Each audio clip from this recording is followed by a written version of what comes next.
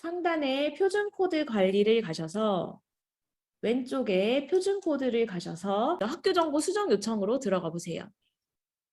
그러면 조회를 눌러보시면 우리 학교에 대한 데이터가 여기 이렇게 학교 개황 정보가 입력이 되어 있습니다. 이 정보 중에서 수정을 하시고 싶은 게 있어요. 학교 정보 수정 요청 버튼을 한번 눌러보시겠어요? 이 학교는 지금 제가 어제 테스트를 해가지고 안 한 학교로 해볼게요. 학교 정보 수정 요청을 누르면 팝업이 뜹니다. 그래서 학교가 수정할 수 있는 내용이 노란색으로 뜨는데요. 이 윗부분은 회색으로 되어 있는 부분은 학교가 거의 안 바뀌는 부분들이에요. 이 부분 같은 경우는 신경을 안 쓰셔도 되고 이 부분이 변경된다고 하면 저희한테 연락을 주셔야 돼요. 공문이나 이런 걸로 처리를 해야 되는 부분이라서 연락을 주셔야 되고 그 다음에 사실 뭐 지역이나 관련 법령이나 뭐 여기 법인명, 학교명, 뭐 학교 구분 이런 것들은 다 신경을 대부분 안 쓰셔도 돼요. 거의 바뀔 일이 없는 정보들이거든요. 그래서 그냥 두시면 되고 제일 많이 바뀌는 부분이 총장명이 제일 많이 바뀌는 것 같아요. 총장명 혹은 대학원명, 대학원장명이 바뀌면 여기에 이렇게 정보를 바꾸시고 그 다음에 전화번호나 팩스 번호는 요번에 저희가 오픈 API 서비스를 하면서 요 학교 개학 정보가 나가요. 근데 전화번호가 요런 형식으로 되어 있어야 되는데 그냥 요 대시 기호가 없이 돼 있다거나 그냥 다 전화번호를 붙여서 등록을 하신다거나 뭐 요렇게 뭐 여러 가지 번호를 등록하신다거나 하는데 한 가지 번호로 좀 등록을 해주시고 이렇게 대시 기호 일반적으로 우리 전화번호 쓰는 요런 형태로 번호를 좀 등록을 해주세요.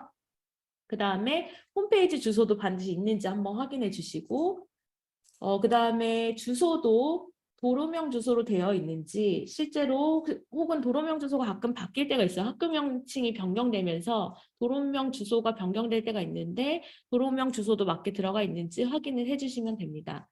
그래서 이 정보에서 만약에 총장명이 변경이 되었다고 하면은 이렇게 변경이 되었다고 하면 신청 사유에 이렇게 하시고 수정 요청을 하시면 됩니다. 이렇게 하시면 여기에 처리 중이라고 뜰 거고요. 저희가 이거를 이 신청 상세 조회를 눌러보시면 선생님께서 어떤 거를 수정 요청하셨는지 이렇게 나오게 됩니다. 그래서 이 부분에 대해서 저희가 승인을 해드리면 이렇게 승인이라고 뜨고 곧바로 학교 개황 정보가 변경이 되게 됩니다. 여기 변경됐죠? 만약에 정보를 바꿨는데 정보를 완전 다른 걸로 잘못 바꿨어요. 이런 경우로 이렇게 잘못 바꿨다고 해요. 그러면 반려를 한번 해주시겠어요?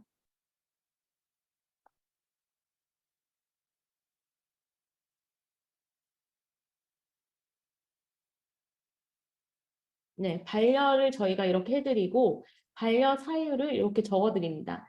그러면 아까 전에 제가 이렇게 바꿨는데 반려가 됐기 때문에 관련 법령에 반영이 안 돼 있어요. 그러면 확인하시고 뭐 가끔 총장명이 오타가 나는 경우도 있고 그래요. 그래서 그런 부분들을 잘 확인하시고 다시 수정 요청을 하시든 아니면 잘 수정하실 게 아니시라면 그냥 두시면 되겠습니다. 그러면 이렇게 정보를 수정해 주시면 되고 하나 더 설명을 드리면 학생 규모 부분을 설명을 드릴게요. 학생 규모는 재적 학생 기준으로 입력을 하시면 되고 우리가 공시 항목 중에 4-마 재적 학생 현황 항목이 있어요. 상반기에는 우리가 8월 공시가 된 게 2023년 8월 공시 된 게 없기 때문에 2022년 기준의 4마 재적 학생 현황 기준으로 학생 규모를 입력하시면 되고 거의 바뀔 일이 없지만 요즘에 학생 수가 변동이 있으면서 여기 구역에 이렇게 걸치면서 이동하는 경우들이 있어요. 그런 경우에는 학생 정보를, 요 학생 규모 정보를 수정을 해주셔야 저희가 알림에서 서비스할 때 바르게 좀 서비스가 될 수 있을 것 같아요. 이 부분을 수정하시는 거를 좀 한번 확인을 해주시면 됩니다. 그다음에 이 정보를 수정을 하시면 어디 반영되냐면 공통 메뉴에 가시면 학교 정보 관리에 학교 개황 정보 조회가 있어요. 여기로 데이터가 바로 넘어가거든요. 그래서 여기에서 바뀐 정보들을 확인하실 수가 있습니다. 이렇게 아까 바뀌었죠? 이 부분은 이렇게 바뀐 정보를 확인하실 수가 있다는 거 알고 계시면 되겠습니다. 그 다음에 이제 4년제 대학에 해당하는데요. 대학원이 신설되는 경우가 있어요. 대학원 신설 요청을 하시면 되는데 대학원 신설 요청 버튼을 눌러보시면 똑같은 이렇게 표가 뜨고요. 대신에 공란이 많아요. 이 부분을 다 채워가지고 등록을 해주셔야 됩니다. 이렇게 관련 법령은 웬만해서는 다 고등교육법이니까 다른 거 체크하지 마시고 이거 체크하시면 되고 나머지 정보는 다 확인하시고 빠지지 않게 입력하신 다음에 신설 요청을 누르시면 보고 확인하고 저희가 승인을 해드립니다. 대학원이 폐지가 됐어요. 그런 경우에는 대학원 폐지 요청을 누르시고 대학원을 하나씩 폐지하셔도 되고 여러 개를 한꺼번에 폐지하셔도 돼요. 이렇게 해서 대학원이 여러 개 폐지되는 경우 대학원 폐원 이렇게 해가지고 신청하시면 한꺼번에 폐원이 되고 저희가 확인하고 처리를 해드립니다. 대학원 명칭이 변경되는 경우에는 기존의 대학원을 폐지를 하셔야 되고 새로운 명칭의 대학원을 신설을 하셔야 돼요.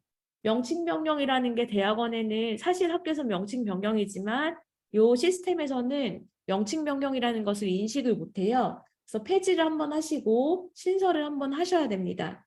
그리고 대학원을 신설하시면 반드시 요 안에 학과들을 다 신설을 하셔야 돼요. 자율분류기술서를 써서 다 신설을 하셔야 되고 대학원을 폐지하시는 경우에는 요 안에 있는 학과들도 자율분류 기술서를 써서 다 폐지를 하셔야 된다는 거를 반드시 알고 계시기 바랍니다.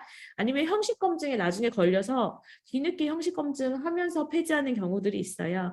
그런 부분들이 없도록 미리 신설하면 학과도 신설, 폐지하면 학과도 폐지해야 된다는 걸 알고 계시면 됩니다. 그 다음에 대학에만 해당하는 거예요. 대학에 단과대학을 사용하는 학교들이 있어요.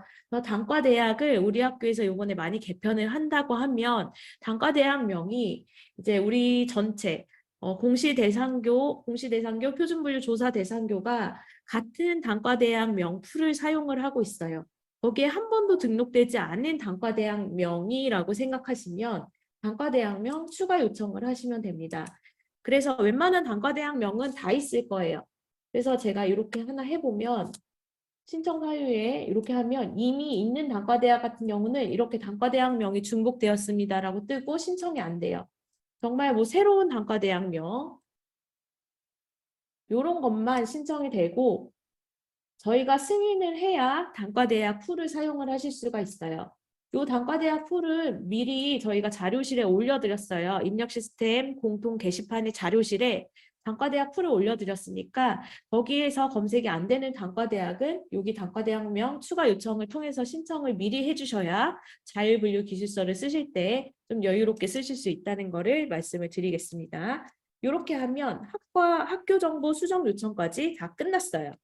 여기까지는 굉장히 쉽죠. 지금 그래서 이 PDF 제가 나눠드린 거에서 4페이지까지 다 설명이 끝난 겁니다. 이제 여기까지는 어렵지 않게 진행을 했었고요. 이제 한 가지를 말씀을 드리면 이번에 캐디에서 캠퍼스 정보를 찢어서 등록을 해야 되는 학교들이 있어요. 그 학교들 같은 경우는 캐디와 동시에 학교 개황은 다릅니다.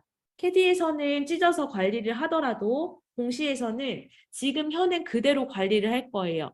본교를 하나로만 등록해서 관리한 학교는 그냥 하나로만 똑같이 관리해 주시면 되고 본교 캠퍼스 체제로 있던 데는 원래대로 본교 캠퍼스로 두시면 되고 그 다음에 뭐 4캠퍼스까지 있었던 학교들은 그냥 4캠퍼스까지 그대로 현행대로 관리를 하시면 됩니다.